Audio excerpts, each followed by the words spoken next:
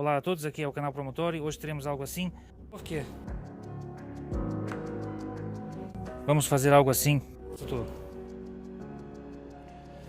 Então isso aqui é um cabeçote da vase, 16 válvulas, a superfície não estava empenada, ela estava reta. Quais eram os problemas? Os problemas estavam nessas cavidades.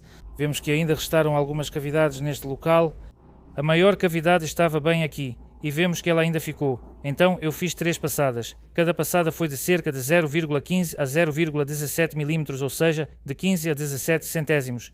No total, em 3 passadas, removi cerca de meio milímetro. Não vejo motivo para continuar, já foi meio milímetro ou mais. Não vai dar para eliminar a cavidade. Mas se continuarmos removendo, vamos perder a altura permitida do cabeçote, por isso vamos deixar assim.